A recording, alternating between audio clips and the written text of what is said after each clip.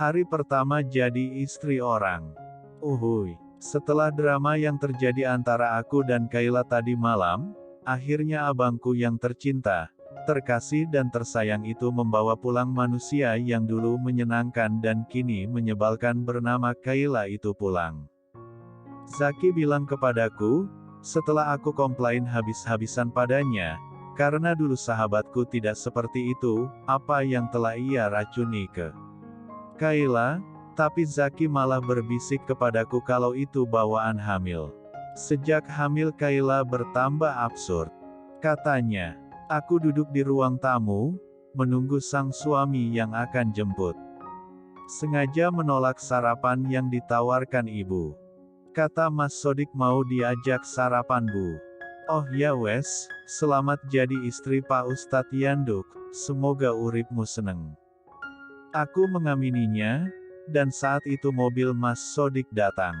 Kami berangkat lagi, dia bilang tujuan pertamanya adalah sebuah mall di kota, sekalian ada tempat makan langganannya di sana. Aku mengangguk pasrah, toh aku memang tak pernah ke sana, jadi aku tak tahu tempat yang makanannya enak atau tidak. Jarak dari sini ke tempat itu cukup jauh, bahkan mungkin dengan mobil bisa 1 jam lebih. Apa bisa aku menahan lapar selama itu? Ini, Mas tadi beli roti buat ganjel, ucapnya memberikan kresek putih yang ia ambil dari belakang dan memberikannya kepadaku. Oh, ya, makasih Mas, aku bersyukur di dalam hati. Tahu aja aku kelaparan.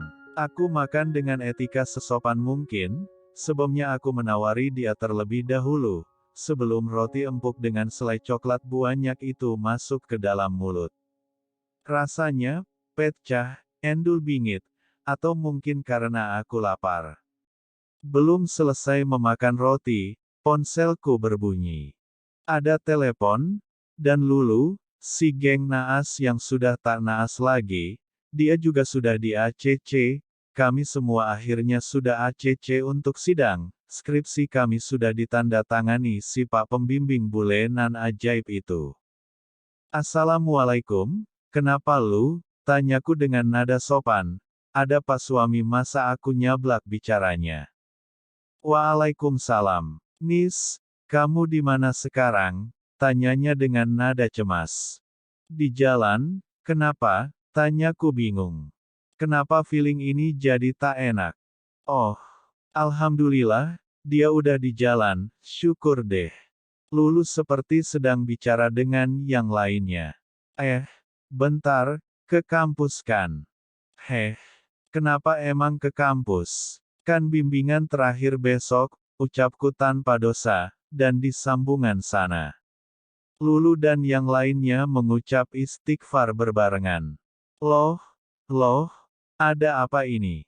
Anissa, hari ini Mbak Yu, hari Indang, 2 hari bimbingan terkakhirnya, dan Pak Derek udah sebar broadcast jadwalnya, kamu mesti gak baca deh, kebiasaan banget sih, punya HP gak dipakai, omelnya. Aku mengerutkan dahi, masa sih, aku membaca semua wako semalam. Masa kelewat. Sebentar, aku meloudspeaker panggilan itu, sementara aku buka tab lain di ponselku, melihat chat WhatsApp. Duh, beneran lagi. Ada pesan broadcastan dari Pak Derek, memberitahu hari ini bimbingan dan wajib hadir. Tapi dia ngirimnya tadi subuh. Bukan tadi malam. Iya lu, ada, tapi dikirimnya tadi subuh lu, aku gak lihat, ucapku menyesal. Aku menengok ke arah Mas Sodik dengan memelas.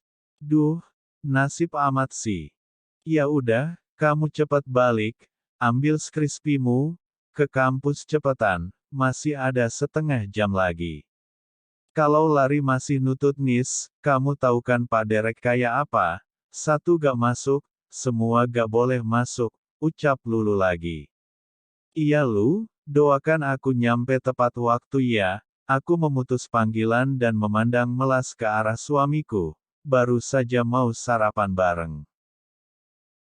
Tanpa penjelasanku, Mas Sodik memutar balik mobil, dan melaju dengan lebih cepat. Aku paham, nanti aku tungguin di kampusmu, ya resiko kalau masih jadi mahasiswa begitu. Aku udah tuh digituin dosen, harus sabar dan ikhlas. Kamu nanti yang menuai hasilnya, pesannya yang sangat bijak. Makasih ya mas, seruku merasa bersyukur. Dosen pembimbingku ini memang, makanya aku stres waktu itu, gak jawab kamu lama. Iya, karena skripsiku dipindah dengan dosen pembimbing ini, dan segala macam masalah bimbingan, rasanya aku ingin menumpahkan semua keluh kesahku pada suamiku ini.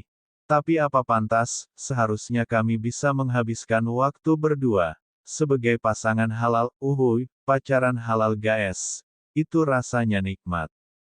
Kawin yok. Iya, sabar.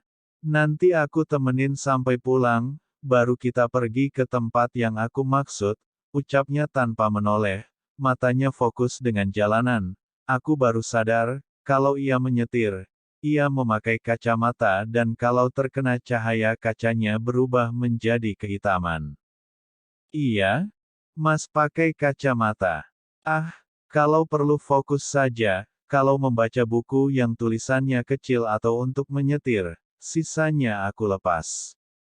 Gak betah, hehe. Oh, jawaban awkwardku. Dalam waktu 15 menit kami tiba di rumah, dan aku langsung lari ke dalam mengambil skripsiku yang sudah dijilid hardcover, ku bawa 2 atau 3. Asal ambil, lalu berangkat lagi.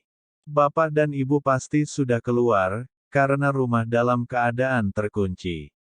Aku kunci kembali dan letakkan kuncinya di dekat pot depan. Wah, aku bisa masuk nih, kalau kuncian. Aku udah tahu tempat persembunyiannya, goda Mas Sodik setelah aku masuk kembali.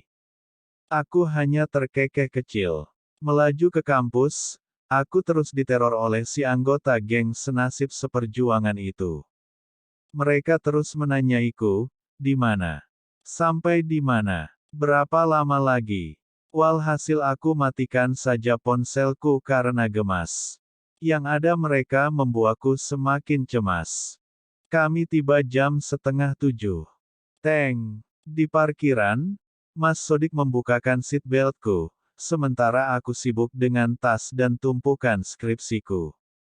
Doakan ya mas. Ucapku, lalu kikuk mau mencium tangannya, seharusnya seperti itu kan. Ia juga kikuk dan memberikan tangannya setelah terkekeh. Iya aku doain lancar, kalau dosenmu masih sulit ditaklukkan, baca aja Alin Siroh. Biar dimudahkan urusannya.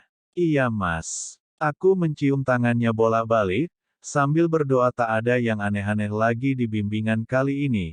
Tapi setelahnya aku malah dibuat kaget, saat Mas Sodik mengangkat wajahku dan mengecup keningku cepat. Iya, pastilah aku kaget, membeku, diam 1000 bahasa, gas setiap hari aku dapat kecupan manis semacam itu, dari cowok ganteng yang sudah halal pula. Di akhir, kami berdua cengengesan, masih merasa aneh dengan apa yang bisa kami lakukan untuk pendekatan ini, dan sama sekali tak dosa melakukannya, enak lagi. Aku keluar dengan senyum sangat lebar, happy, dan kalau setiap hari aku akan diantar seperti ini, ke kampus dan kemanapun, aku merasa rugi, kenapa gak dari dulu aja coba. Aku setengah berlari ke ruangan dosen. Tahu kalau suamiku akan menunggu di parkiran, aku berdoa ini akan cepat. Tiba di depan ruangan, para perempuan sadis hobi meneror itu sudah menatapku horor. Lama banget, omel Anita. Mereka tak bisa masuk kalau kurang 1 orang saja. Kan, mendadak. Sorry, ayo deh. Cie, yang diantar Cogan. Siapa tuh, kok ganteng banget, kini Lulu yang menggodaku. Kok dia bisa tahu? Bisa jadi gosip sekampus kalau Lulu sudah tahu, dia bigos certificate di kampus ini. Aku diam, tak megubris. Pakai ciuman segala, cie, lanjutnya dan aku memucat. Ini baru yang namanya bahaya. Bahaya dari gosip mulut ember bolong. Bersama